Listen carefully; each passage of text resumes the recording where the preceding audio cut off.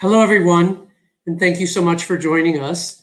I'm Alan Maneker, and I'm the chairman of the board of the Steps Beyond Foundation.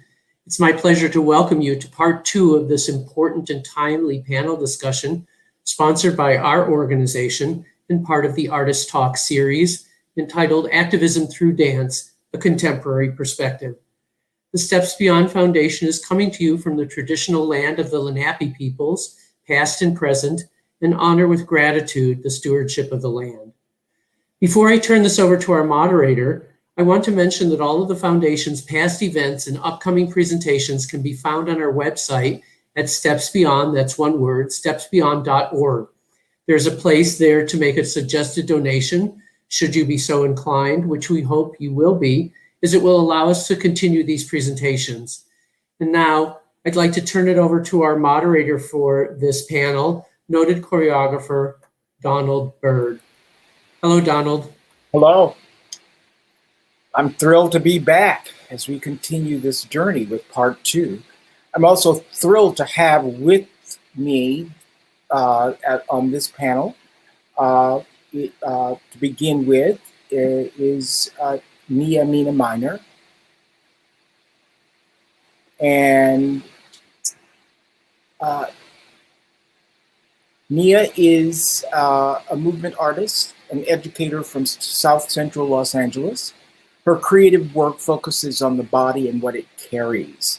Through performance and teaching, she converses with Black realities and investigates the intersection of movement, memory, and rhythm.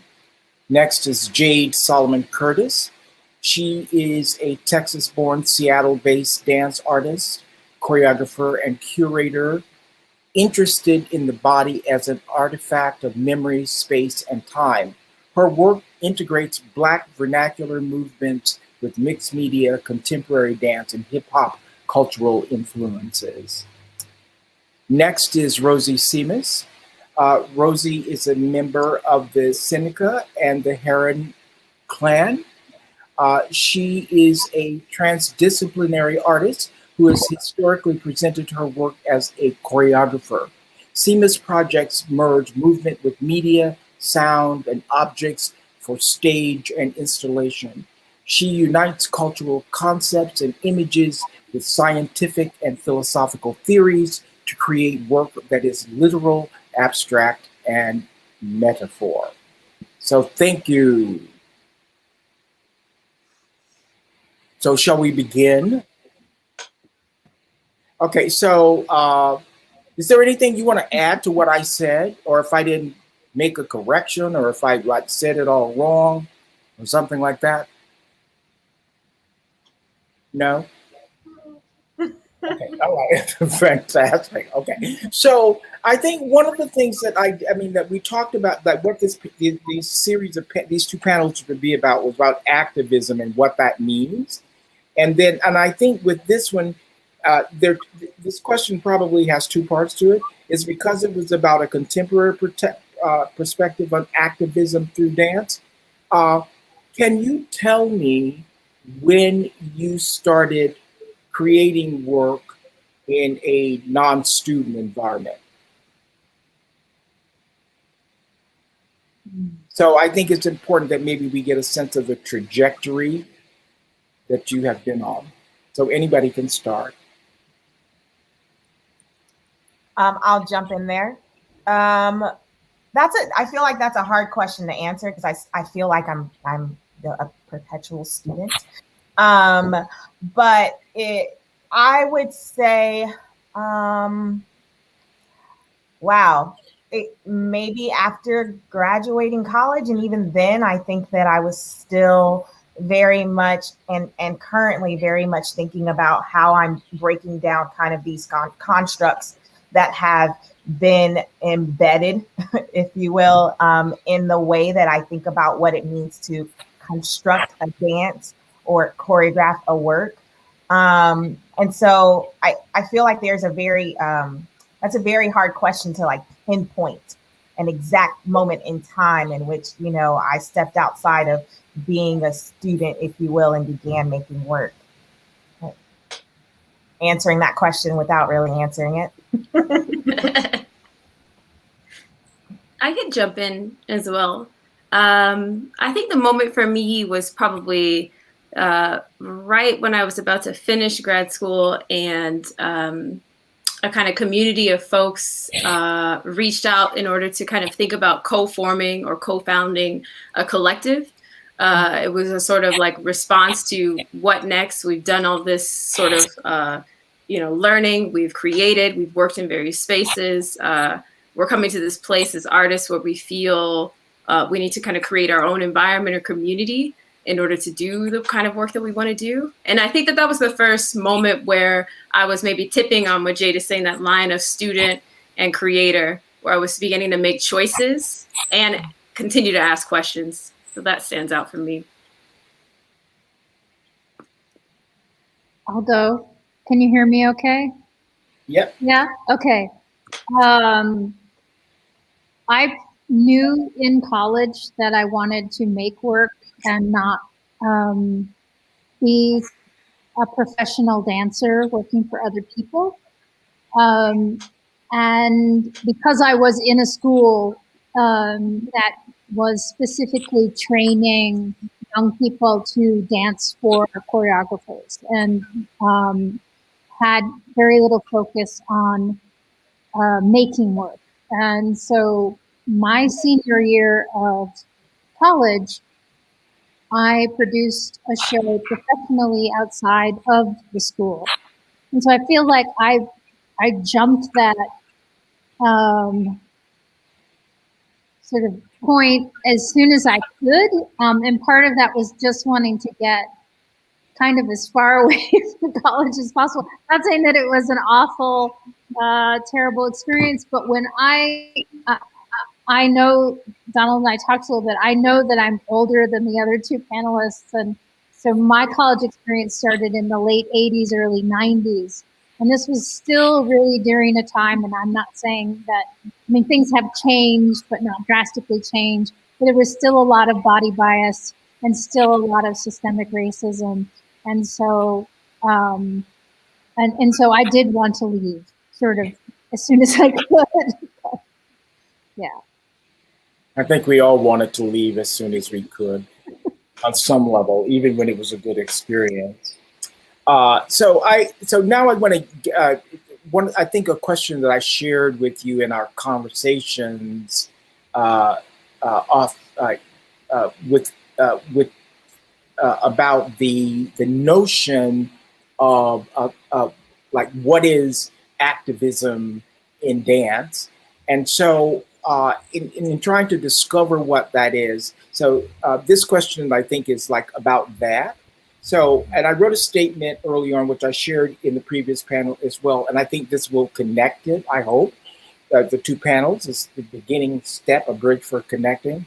The statement is, many young BIPOC dance and choreographic artists are doing and are wanting to do activist work through their dance.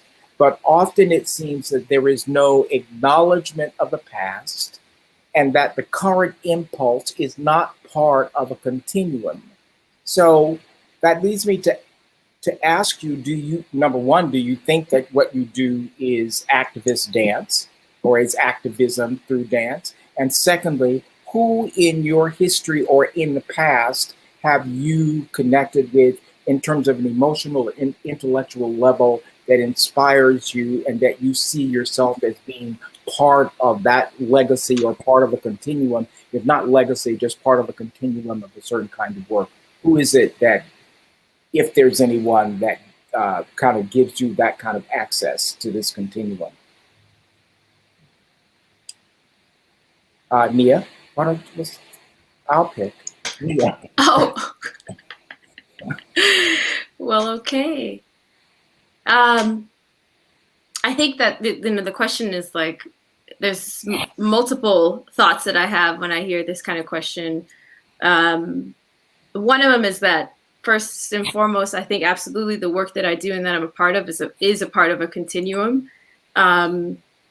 This sort of idea that the things that I've done, the places that I've been, is a result of the kind of community that's been behind me. And that's ancestral, that's generational, and it's the community that's here right now. So nothing that I'm doing it is in isolation. I'm not alone. I'm not reinventing the wheel.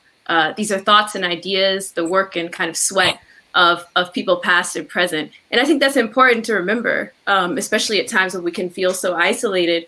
And in an industry that sort of isolates us as well, as we like perpetuate hierarchy and this thought of like genius or individual artists. And so, yes, absolutely, like a part of a continuum. And I think it's in illuminating that continuum and making visible the stories of folks that are often invisibilized or are not even acknowledged as artists and creatives and cultural workers for whatever reasons. It's a part of breaking down that perpetuation that is a part of, I think, activating the kind of movement-based practice that I do. I think that when I really think about the work that I'm involved in, it's always important for me to think about like my values and my intentions. And I certainly have come to a place in my life based on my background and experience where I know that there needs to be radical transformation in the world around us and radical transformation in the social conditions around us. And I center art practice as an exploration and a journey through which I can access that. Whether I self-ascribe as an activist is something else entirely. But I see that the power and potential and the kind of movement-based practice that I'm passionate about, especially in community and collective power, as a site for that change. And I think that's something that I experienced as a child, moving in spaces, as a young person, trying to use dance as that anchor in a tumultuous and violent world. And a sort of understanding that I'm surrounded by these creative people, trained, formal, informal, kind of hinting at like when I think of like Alice Walker's In Search of Our Mother's Gardens, right? Like, you know, my mother's garden is a place of creative potential, and just remembering that as I kind of chart my artistic journey. I know it's a lot, but then the question is full, but it's a place of further questioning and fewer answers for me. I just want to follow up before we go to another panelist, follow up with that. Like, I know something about your family and the activism in your family, that the work that your mother does. Do you consider, I mean, when you said in your mother's garden, to me, that took on a very specific meaning. And do you think of it that way too, that your mother and the work that she does has kind of really informed the direction that the work that you do has gone?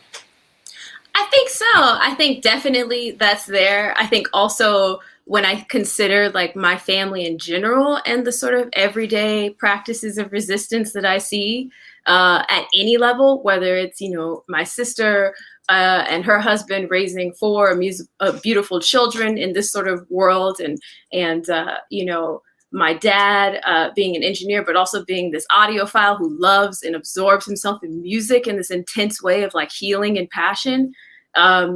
And all the rest of the ways that my family kind of resists against the sort of structures and conditions that they experience in their life. Those places are spaces of creative potential that are embedded in me. And so absolutely, I take all of what they've given me, all of what they've shown, and all of what they fought through as a source of potential inspiration. Thank you. Is it Rosy or is it Jade? I'm inclined to say, Rosy, why don't you go next? Okay. When I was about 25, 26, I knew that just being a brown body on stage reserved for mainly white bodies was an act of activism. I knew that not because anybody told me, but because I had had some experiences with choreographers who Bill T. Jones would have probably maybe considered himself an activist way back in the early 90s, especially in college. I was in Last Supper of Uncle Tom's Cabin. It was very influential to me because there were very few choreographers that I got to work with as a young person who were not white. So KTK and BB Miller. And so they all had their different way in which they thought about their work and how it was seen or reflected in the world. And so I would say that the term activist was not thrown around a lot so much when I was a younger person. And so that idea that I formulated really for myself, especially, you know, as a Native person, I have always known that we are a very small population. I do, however, come from a very strong and vocal intertribal community, which is in Minnesota, so Dakota territory. And I knew from growing up around Native activism that just being visible was an act of activism. My parents were journalists. My mother just passed away in January, and she was an activist and an educator and a writer. And so although I didn't have access to people in dance and theater who were Native, who were in the same field or even in a similar field as me in the performing arts, because we were such a small population. I mean, I know the people who were working at that time. When Hane Gigama, who was one of the founders of the American Indian Dance Theater, that had been touring in the early 90s. So it was really like my first exposure to Native people being on stage. And so activism, I think, like that joining together of thinking of myself as an activist through my work came a bit later. And I think it came with it more like collective, like expansion of that within our field in general. Although I always thought of my work as working for social justice and change, that title really came later on. And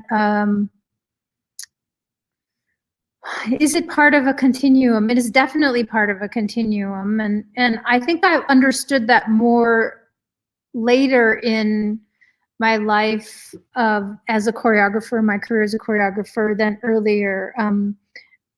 I really understand my work as being intergenerational, working like in an intergenerational time that contracts and expands, that my work is sourced on a level in which my ancestors and my family and those who will come after me, that continuum, that they all have something to say through my work, that although my body is my body and my mind is my mind and my spirit is my own spirit, it is interconnected in a way that I put my name as a choreographer or transdisciplinary artist or author of something, but I know that what that is much more expansive. And just like you were saying, yeah, that I make my work in relationship with other people, and not only other artists and designers and production artists, but also the audience.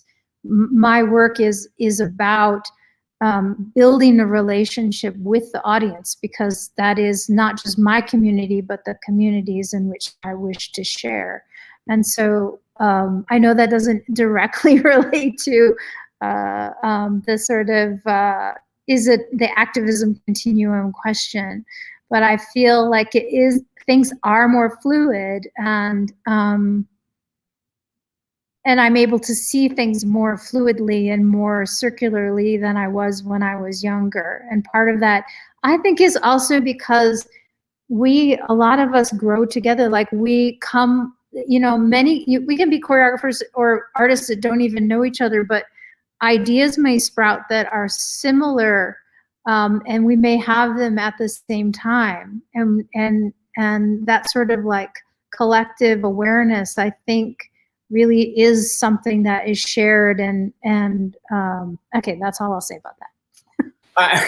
I think that you just brought something up, which I've thought about a lot in the past, this idea about generational impulses and that drives how people make work, that they may be in different parts of the world, different cities, they may not even know about each other, but they have similar impulses in terms of what they want the work to be about and what the work is that way. And so one of the things that I'm hearing, and this is a kind of follow up on Nia as well as you, Rosy, and I'm going to direct this toward, it's the same question, Jade, but I'm just wondering, it seems to me that this a kind of acknowledgement in a direct way about your relationship with your family and what they bring to the table, how that influences your work, and that the continuum may not just be one that is an artistic continuum, but it may also be a familial one. I'm just wondering if you want to say something about all of that.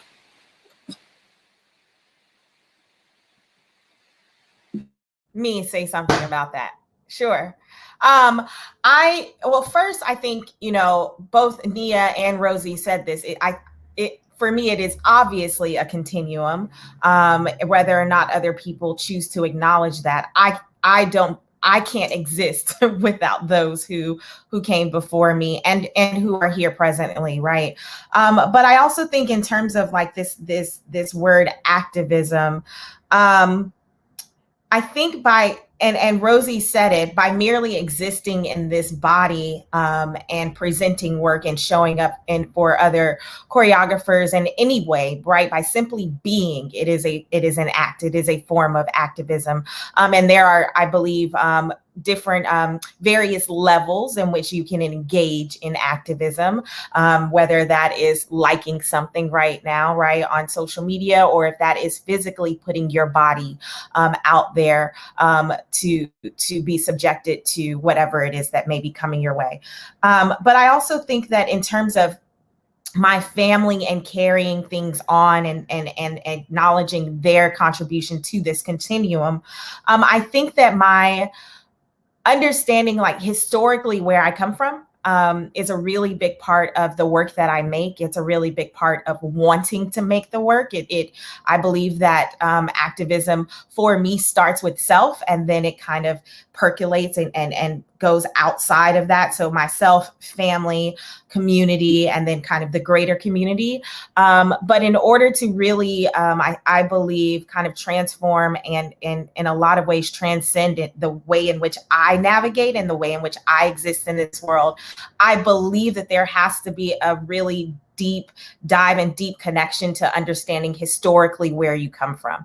The other thing that really sticks out to me when I think about, individuals, whether or not they deemed themselves activists or not, again, I think that directly connects to kind of historically what was going on during that time period, right? Thinking about the kind of work that was being made by, I think of, several different names, but you think of Alvin Ailey, you think of Catherine Dunham, and all of these kind of well-known choreographers who, Alvin Ailey, who was taking gospel and different forms of music from the church, from the Black church, and incorporating it into his work, and several other individuals who were doing that right there is activism in itself, right? When we think about just merely how that work was existing. So there are several names that come to mind.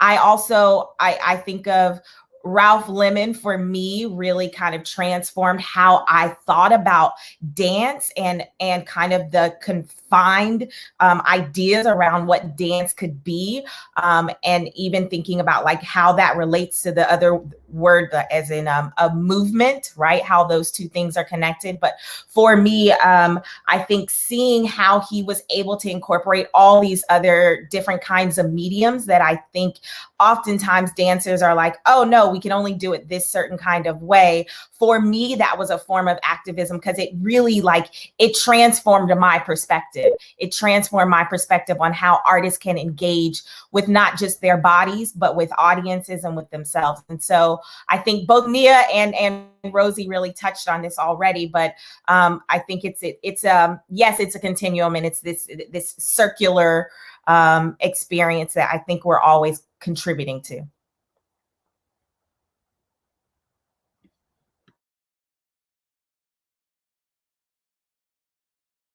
I have to turn my mic back on.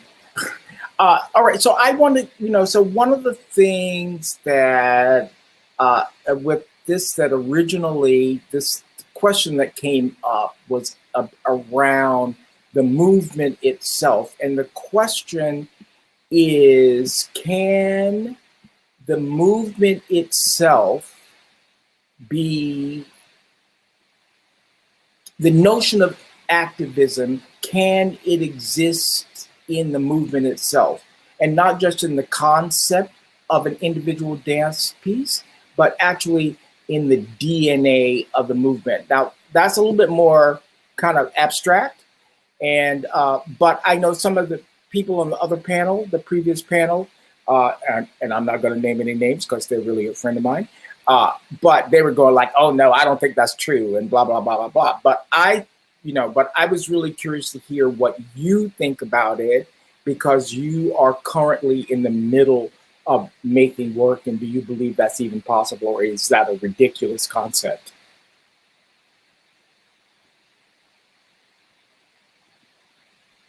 Abstract to who? Abstract to the viewer?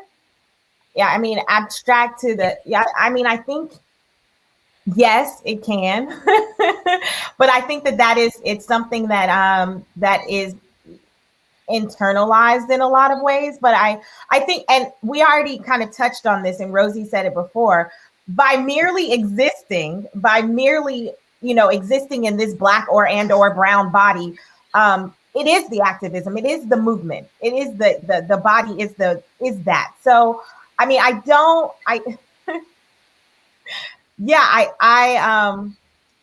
definitely don't think that it's an abstraction, and maybe that's up to the viewer to decide if it is. But as the person who's embodying the movement, as the person who's creating it, no. Well, I mean, it actually makes me think of something when so in your bio it says Black vernacular dance, and Black vernacular dance, and Nia, I know, has an interest in vernacular dance or street dance, and so what in the coming forth of the vernacular dance or the street dancing, is there something in that movement that is already a statement, not so much a statement, maybe it is a statement, but is actually, there's an assertion that's there about something, and it's in the movement, not necessarily about what the piece, how the movement might be utilized, or but it's actually the process, or seeing the act of dancing and seeing somebody do that dancing. There's a bunch of stuff culturally and socially and politically that might be being communicated. Does that make sense? Anybody want to go with some of that? Yeah, I'll, in 2014, I made a piece after doing a couple of years of research on my grandmother's family. And whenever I always preface saying the research that I do doesn't mean that I was disconnected from my family in any way or culture. It just means that I have a keen interest in extensive history and genealogy, and I utilize oral histories, family stories in order, and follow that line as a way to research. And a lot of things had happened to my grandmother, and so this is sort of twofold. And I had wondered if it was possible, by working to heal my own DNA, if in that continuum, if I could heal hers. This idea that she, having passed, is no longer bound to the same sort of laws of space-time that we are, and does her DNA exist in a different continuum, or is it the same, or is it within me, and is by healing me also healing them? Then don't we then have a responsibility to heal our own DNA, to heal our ancestors? We often think about future generations, right? Heal our own DNA so as to not pass on those traumas, those scars that are on our DNA, but also what is that sort of circular way? And so in thinking about how do I develop a movement vocabulary for this work, I didn't know, how do I erase all of these pathways in my body that I have learned through the sort of like putting on, trying on of so many different sort of postmodern contemporary techniques, right? I won't go into the history of how I think somatics is basically one big cultural appropriation, but I returned through sound and through deep listening as a way to try to connect into my DNA and to find movement, although maybe not outwardly looking like what people think of as native dance, like the kind of social dances that they see, or powwow dance, that kind of thing, but to actually connect through sound. And so I took Seneca language recordings, and I worked with a composer, and we worked with like particular frequencies of the body in order to actually get into the cells, into the DNA, and then to really, for me, to discover movement from that, to go from a very deep internal place of listening to external movement vocabulary, which I would share with audiences. And it did change how I move. And I feel that that movement is very connected to that place. And that movement came from a place that I knew but didn't know. And so I think that if we choose to listen to our DNA, we can find a movement vocabulary, which we may already do. We may be familiar, may be unfamiliar, maybe a combination of both, that comes from these places that are ignited by the senses, which is actually based in science. We know that igniting certain senses, like people who have been removed from their culture, if they've been adopted, or if they smell something, or if they hear something, that they have a memory that's really like a genetic memory, that can create, they can have gestures and things that are unrelated to how they grew up, but are related to who they are in their DNA. And so I think that it is true, but I think that it is in our DNA. It's just how we choose to be in relationship with that. You know, that's, yeah. I was just wanted to kind of touch on what you asked about in terms of Black vernacular dance. And Nia said it earlier. I think it is when we look at, you know, I'm thinking of the different dances that I grew up doing, or the ones that are popular now. Like, for instance, like twerking is such a big thing right now. Everybody wants to twerk. It's an act of resistance. One, it's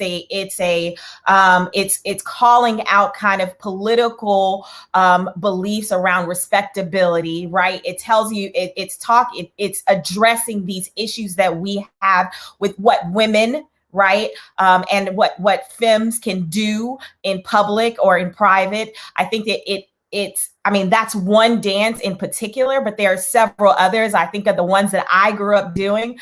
They were always, I think, you know, if we look at it from how most things are looked through, right? The white gaze, right? This kind of normalizing how people are supposed to move, what they're supposed to do. I believe that Black vernacular dance, and all of those, the kind of movements that fall within that, really are forms of resistance, right? Resistance around what people are telling you, how you need to show up, how you need to be. Absolutely. I'm so thankful to be in community with all of you here, especially, and hear these words. And it really just reminded me of exactly what Rosy was saying, that there can be these collective shifts that we all experience that remind us that we're really existing in the same space, and we're really not separate from each other. And so I think just hearing y'all talk is really affirming in this like very warming way. So I gotta say thank you. Even though we're in the middle of it, I just gotta say thank you for everything you're both offering. And I just want to add to what's already been said, because what's been said is so powerful. And one of the things that I think about in movement practice in general, whether that's in my own work or as an artist laborer working with other company members or other dancers in various works or productions or experiences, collective or otherwise, is the way in which we relate to each other, and this kind of sort of questioning of the way we relate to each other. And I think that movement is, yes, a generation of ideas, a feeling, a physical ebb and flow, but it's also the way that bodies move in relation to each other. And I think that folks that are deep in movement-based practice are very like aware of that in the world outside of their rehearsal processes. And so I think that this question of like, how do we value and treat one another comes up in movement practice all the time. I mean, that's why process is so important, because it's this space where people can set these intentions about how do we value each other? What are we breaking down? Whose voices are missing? How do we unlearn or dismantle some of the things that are present in our bodies, or the way that we actually treat one another, verbally or non-verbally?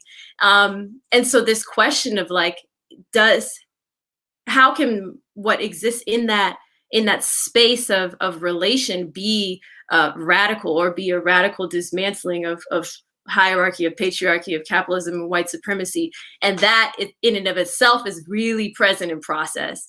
And I think that that's why, as like an artist laborer and as a movement-based practitioner and educator, that is also a very important part of the movement, not just the generation of it, but how we're doing it, especially if we're thinking about what this will have, the impact this might have on the outside world, on external conditions, right? That this is a translation, right? It doesn't just end here. The process may exist in this space that we call the creative space, but we all know as artists and creatives and cultural workers that creative space, it spreads without, it spreads all over. And so that's something that I've been thinking about, especially when I consider the value of movement-based work and process. And I remember being at Rosy, I took one of your sessions this summer where we really thought about deep listening and rest through a festival here in Seattle. And it was in that moment too, this question I think you posed of like, how are we approaching movement? Do we lean into pain? Do we move through it as movers? What is the kind of practice that we're used to, and how do we unlearn that practice and go choose a different direction? And that was an important question this summer in relation to everything that was happening globally as well. So yeah, I think that there is space in the movement itself, the ideas, and in the way that bodies relate to each other. And that's the power of, I think, the importance of embodied and movement-based practice, for sure.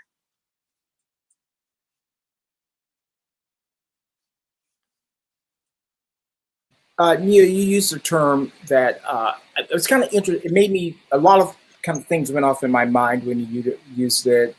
And I can't remember exactly what, I'm going to try to find it. It is cultural laborers. Is that the phrase? Oh, cultural worker. Mm-hmm. Yeah. Okay. I think we used laborer at one point, but it doesn't matter. Yes. Yeah. Yeah. So, Mm-hmm. so for me, that makes me think of unions.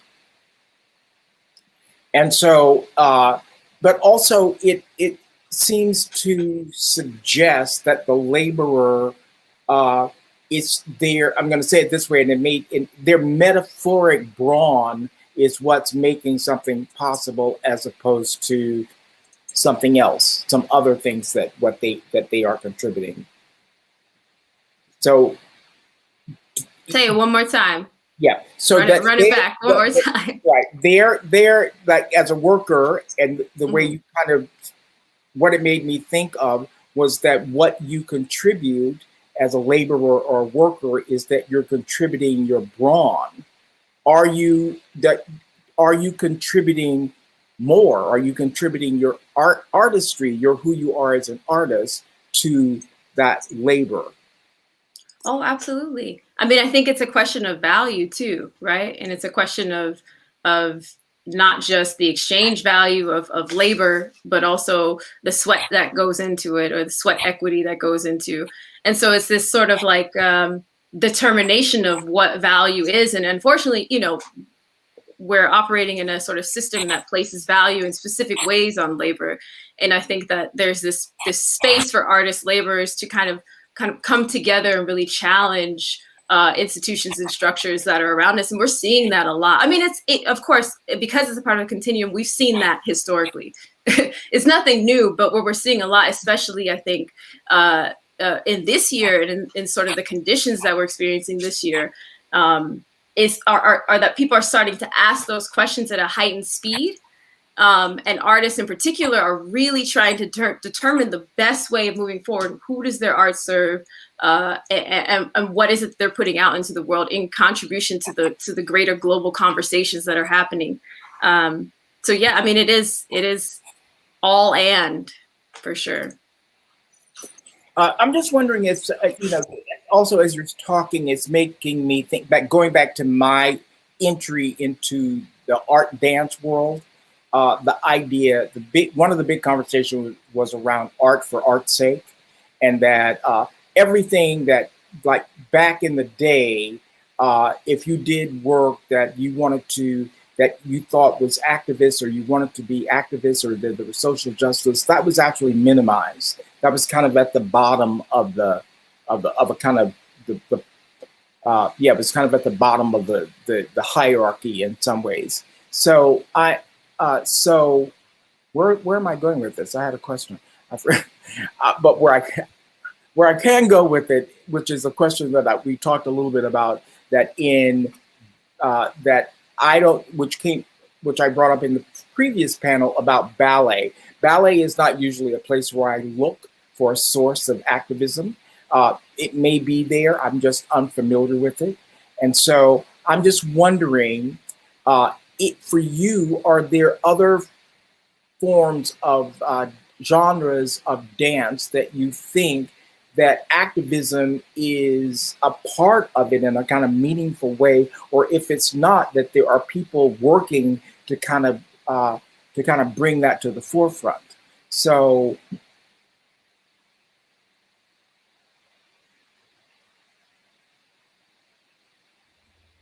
I mean, I think maybe in some way, are there some genres that are better suited for being voices of activism as opposed to others? So let's say with jazz dance, I mean, for example, and I guess then we would have to get into the whole conversation about what is jazz dance, which jazz, to authentic jazz, Broadway jazz, but you know, like what kind of jazz are we talking about? But I mean, I'm just kind of using it as an example. It may be a little glib, but are there other forms that we can learn from that can enhance our understanding about activism through dance? Other forms of dance, specifically. Other forms of dance. I mean, because I mean, some of it is that I think in the past that there's been this conflict and this debate where people say that's not what dance is supposed to do.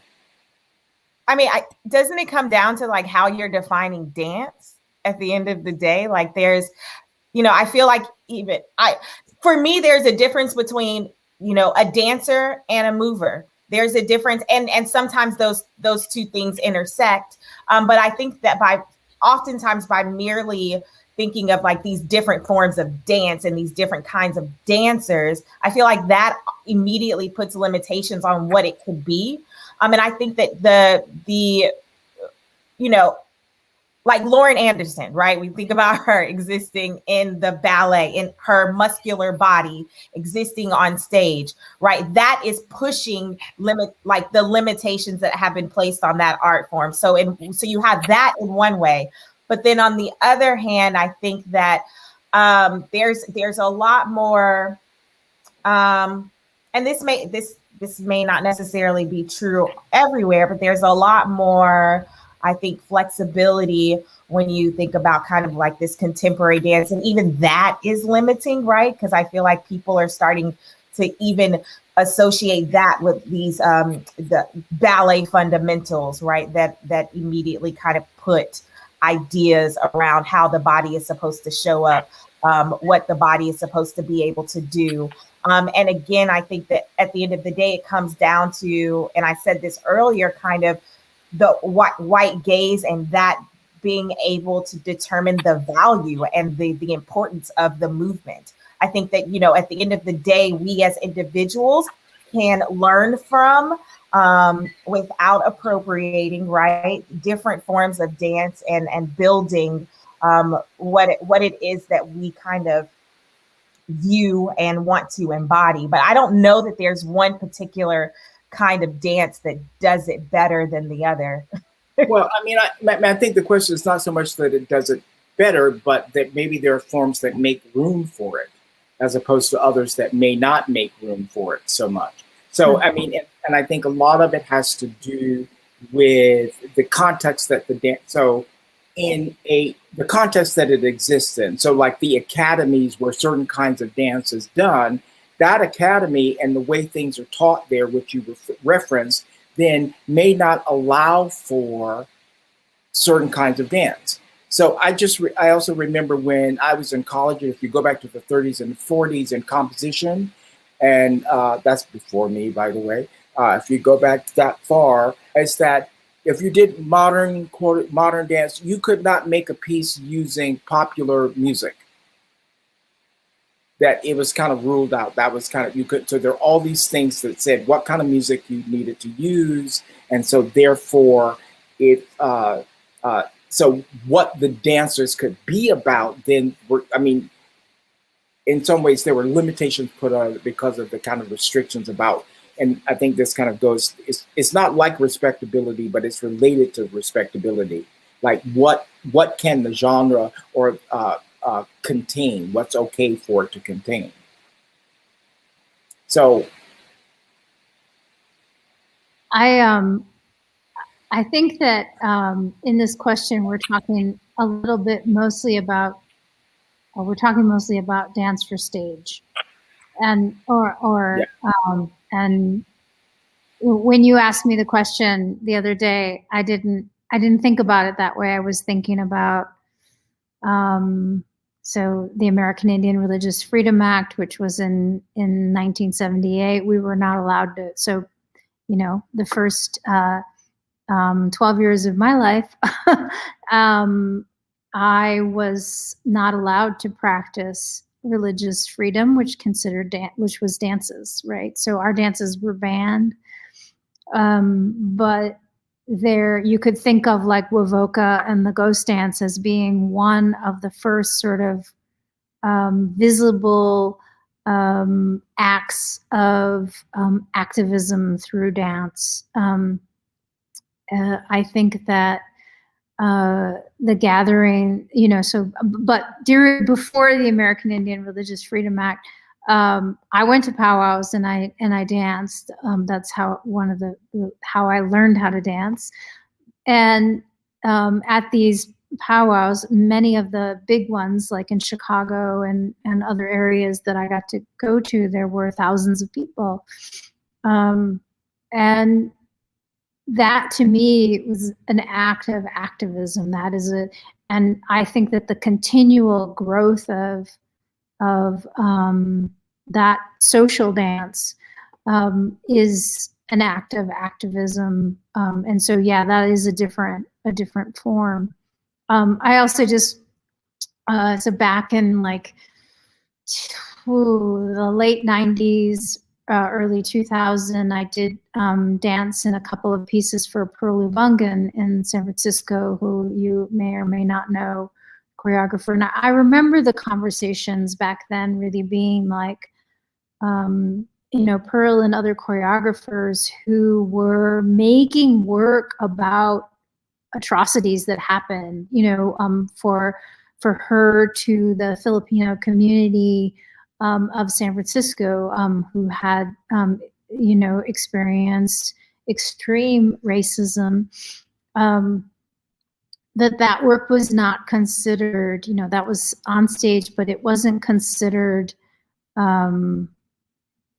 it was definitely lower than, you know, what we were considering still at the time as, you know, contemporary dance. And to me, that had everything to do with race and racism. But I remember that conversation, and that conversation has shifted and changed. And yeah, I mean, so that's sort of what I think about, you know, like for, there's the part of just being a brown body on stage, which is an act of activism, but in the form of dance. I think actually, you know, listening to one's DNA and finding their own movement vocabulary is also an act of activism. Say, really sort of like pushing away, not rejecting. Like one of the things that I don't mean to like take over this part of the conversation, but one of the things that's really important to me is to not make my work in counter to something else. And I think that we as Native and BIPOC people have been put into that position a lot, and are still put into that position a lot, where the idea of our work is countered to some sort of mainstream white Euro, you know, centric work. And I don't make my work in counter to that. I make my work as I need to make it. And I think that there are so many ways in which, you know, like that in itself to me is a pushing back on the ideas that people hold about who we are and what we are allowed to do. You are only allowed to make work that counters what is considered the normative work. And so these are great questions. I will be thinking about these questions that you brought to us, Donald, for a long time.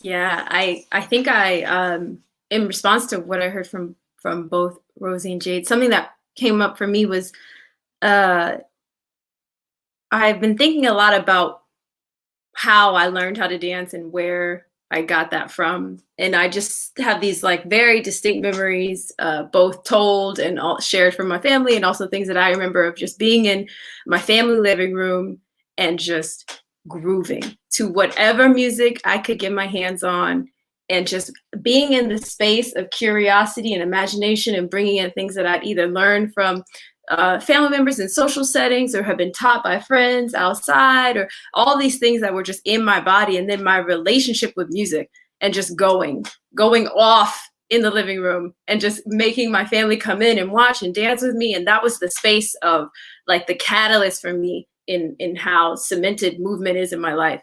And so I was thinking about that, especially like the summer, being back inside, quarantined, and in my living room, and having to access that kind of joy, that space of joy in movement practice again, and trying to tap into kind of what little Nia was doing back then as a source of healing.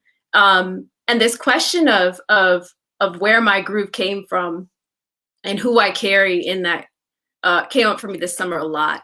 And I sort of brought that question into classes with young people and other artists and non-dancers about what is your groove? What is groove and how do you define it? What are you carrying into a space when you're accessing all this knowledge, maybe in an improvisatory or cipher-based way, but what is it?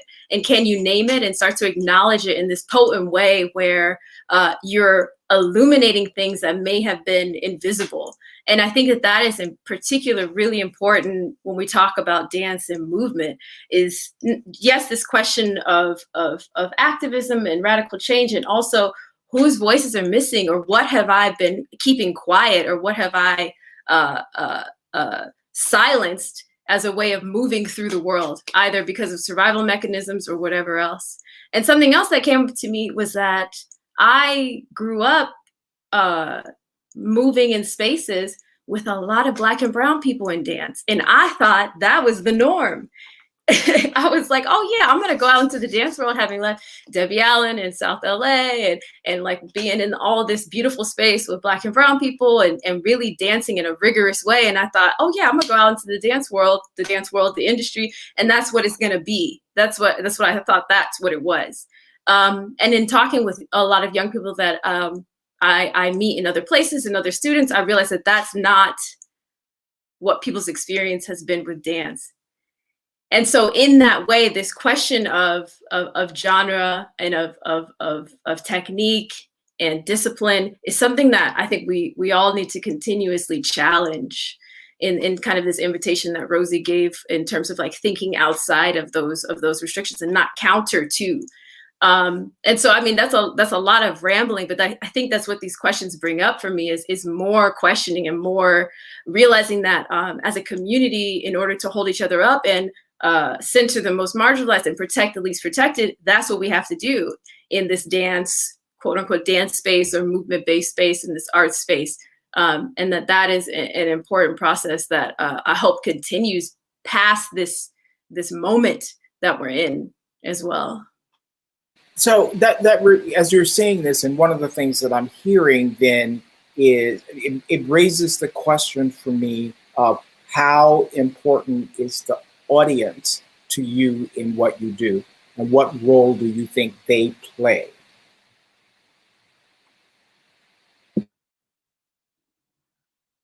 Well, I guess I'm unmuted. Does anyone want to? I want to make sure to give space for everybody for sure.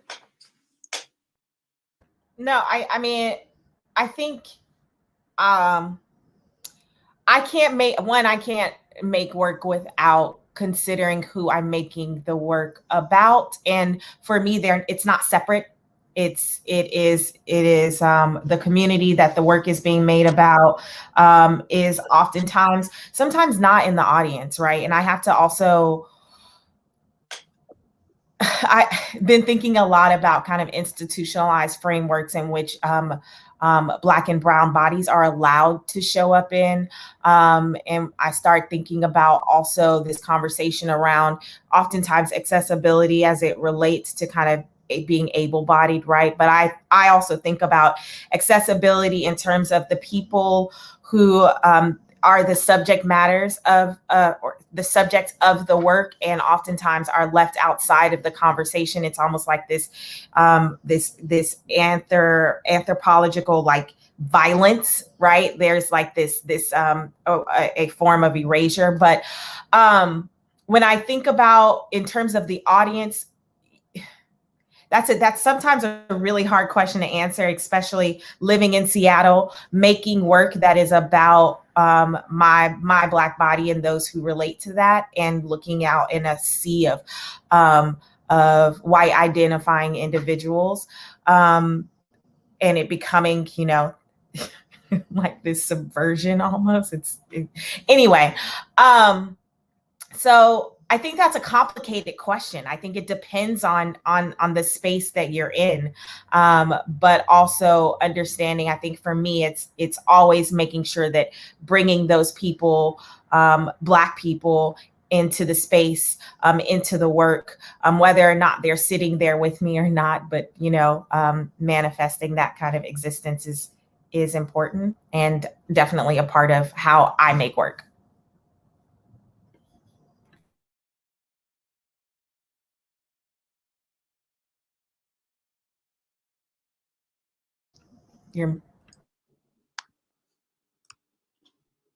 I can jump in really quick just to say something brief. I think audience is an interesting word, and I'm sort of still maybe trying to even figure out my relationship with that word. But I think that what's most important is maybe the places in which places I'm in community is maybe more important. And so I know that the audience, or if you take away audience and put community, the various communities that I'm a part of are as a teaching artist and an educator. So that audience / community are my students, these young people who are having such a tumultuous year and having to access a passion for the arts at this time that is a huge demand on, you know, their well-being. You know, my audience at times can just be the friends and family that show up and show out on a constant basis that I know I can rely on and reach out to, whether that be for mentorship or support or mutual aid or a meal, or that's an audience and community. And then like the collective community. And like I said, being extremely grateful to be in collective community with Rosy and Jade, that's a wider network And sometimes, especially at this time, we can feel siloed in these individual ways, but we really only have like half a degree of separation. It takes one text, maybe one call to get connected. And especially at a time like this, I've been on so many Zoom calls with beautiful people through global network, usually centered around the arts and movement-based practice, more so than I have in my entire life. And I think that that's maybe a beauty and also a little bit of a pain of this time. But the fact that it has been a possibility to remain connected is something that's really important. And so I think, yeah, this question of audience is especially difficult right now when so many folks are not presenting works in the more traditional ways that they're used to, about how do you tap into maybe not just the traditional audience, but this feeling of community, of shared community and shared like community strength. That's a question that I'm really thinking through a lot right now.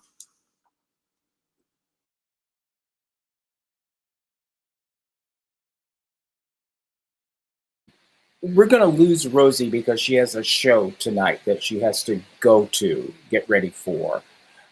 So if she just disappears, you know what happened. So I'm going to read some of the questions that have come up. Thank you, Rosy.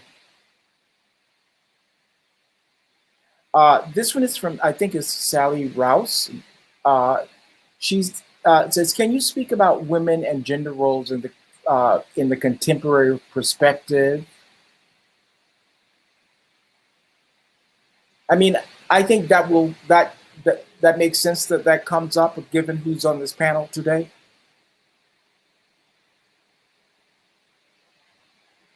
Do you want to speak about it? You don't have to. Yeah, but what specifically? I mean, I guess like how women show up in the contemporary world, contemporary dance world. And I mean, I can't speak for this person, but I think you can interpret it any way that makes sense for you.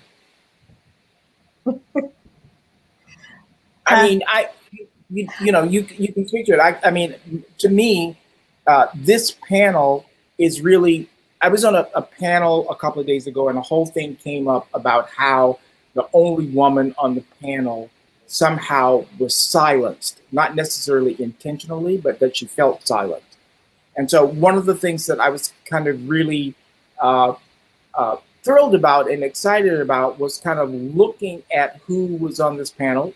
Of course, I knew who was on the panel, but what of some of the implications of it, what it might mean, what the optics communicated, and then in particular, given some of what assertions about my history in the past, for me to be a panel that I'm moderating with 3 women was really exciting to me. Because like many things, there's a bunch of shit I don't know. And I've kind of learned that a lot. Like, I don't know, I mean, like how you guys think from a particular generation, it is, a lot of that has been news to me, that I have had to learn how another way of speaking about things. And so that's generational, I think, but also from a gender perspective, is there something, I don't know what this person wants from you, but maybe just about your experience. I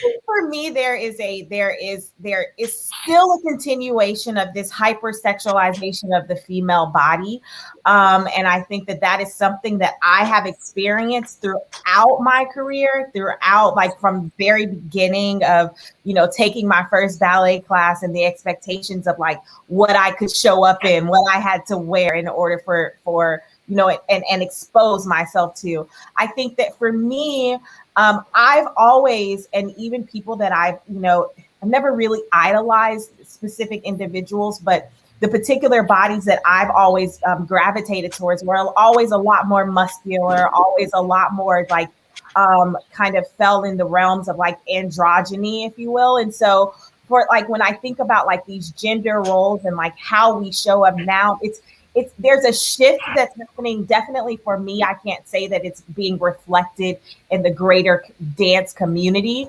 but I think that there's a desire to want to not necessarily like, not to highlight, oh yeah, you can put you have a certain ability or certain things you can do with your body that a man can't do, right? You have a different shape in your body, like those things. I'm more so interested in getting away from kind of those ideas around how my body can show up as a woman, as a Black woman, and much more interested in really having the conversation around the subject matter at hand. And I also want to talk a little bit about a piece that I did where I specifically explored kind of gender roles in dance and like how we can show up. And I remember thinking, or rather someone coming to watch me in rehearsal, and how excited they got when they saw me in my, like, I had on little shorts and like a crop top, and all of a sudden they were a lot more engaged in the work. And I think that there's something that can be said to like, how can we in a lot of ways kind of subvert those ideas around how we show up in whatever particular gender it is that we identify as. But I'm not really sure what there is to get at with this particular question. But that's just kind of where my mind went. I certainly always bristle at the putting together of gender and roles, period. And so I think in dance spaces, that's in particular conversation that needs a lot more work. And it's a muscle that folks should not be afraid of using, of challenging and questioning their relationship to gender roles. And I think that as someone who's also navigating their gender expression and bristles at being kind of like pulled into those conversations, I think instead of that, I just want to shout out the work Jade is doing with the Radical Black Femme Project, the work that Jade is doing in partnership with Randy Ford here in Seattle, because that is a space that is holding a radical potential and possibility for artists in a collective way by supporting them through residency at a time like this. You know what I'm saying? And I think that I think that question is maybe asking for a contemporary perspective. And if we're thinking about what's happening right now, there's plenty of phenomenal Black, BIPOC, femme, trans women, gender nonconforming and non-binary folk that are doing amazing, inspirational work in the communities around you. And I think that that's something that we can engage in as well. You know, this is a space that was created that is a conversation just by us being here is radical. And I think that there are people probably in your communities, in your various places you are, we're in Seattle on the West Coast, I know in New York, they're holding it down. It's a continual way of exercising that muscle, engaging with those artists and those people who are asking and challenging these questions through their work. And they're everywhere. They're everywhere. Everywhere, yeah. So of course. Yeah. The one thing that, oh God, the sirens, sorry. The one thing I want to add is that my thinking in general is that what the world that I would like to see, like if I ruled the world, if I was, it would be a world that made room for as many different perspectives and points of views and ways of doing things as possible. So one of the things that I find that I have to be careful about for myself is that when I'm advocating for something, that I am not advocating for that being the only thing. That's just one thing that needs to be part of the mix. So it's a little bit like Nia said earlier, what's missing? So like what's here and then what's missing to make this whole or complete. So out of all the stuff that's being done, ways of looking at gender, at dance, at movement, like what's missing that if it were there would give us a more complete picture of our humanity. And so that's the thing that I'm am most excited by. And I find that where that I've grown, that I've been forced to grow, or I embrace the confrontation of things. I mean, when Jade was talking about like having to be sexy, get your legs up, I certainly used Jade that way in the work that I did. And I acknowledge that. And in some ways it was really thrilling because I have a love for the potential of what the human body can do. And so it doesn't matter necessarily whether it's on a female body or a male body or a trans body. It's just like when it starts doing all these magnificent things that the human body can do, I get excited and I want to see more of it. So again, I just want to say that this conversation has been really great because, again, it just triggers so much for me in the best sense of trigger in terms of my thinking about things that I probably normally would not think about, or that's in the background or in a corner somewhere, and it kind of brings it all to the surface in a way that's really marvelous. It certainly has been with you all. It has been very much about some generational things that kind of come up. And I think from looking at some of the questions and comments here, that I think that's true for a lot of people. So I want to thank you for your generosity, your intelligence, all of you. I want to All of yous. All of yous. I want to thank you. Yeah. So I think. And for our guests, thank you for joining us for this panel. And I look forward to many more in the future. Thank you. Thank you. Thank you.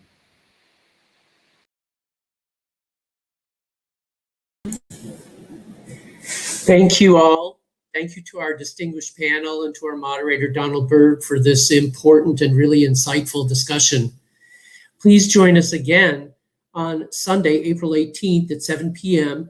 when we will present a new dance film, Cool, whose inspiration was the dance number from West Side Story. Joining us at that time will be a panel of artists and creators, such as Grover Dale, who was part of the original Broadway production of West Side Story, Robert LaFosse, who received a Tony nomination for his work in Jerome Robbins' Broadway, and Josh Bergasse, the director of this film and an Emmy-winning and Tony-nominated choreographer, who will discuss the evolution of this work from its original 1957 conception to its current incarnation in this film. Please visit the Steps Beyond Foundation website to keep updated on our latest presentations and to donate, should you be so inclined. And thank you all, and thank you for our panelists. Thank you to our guests for joining us, and good night to all.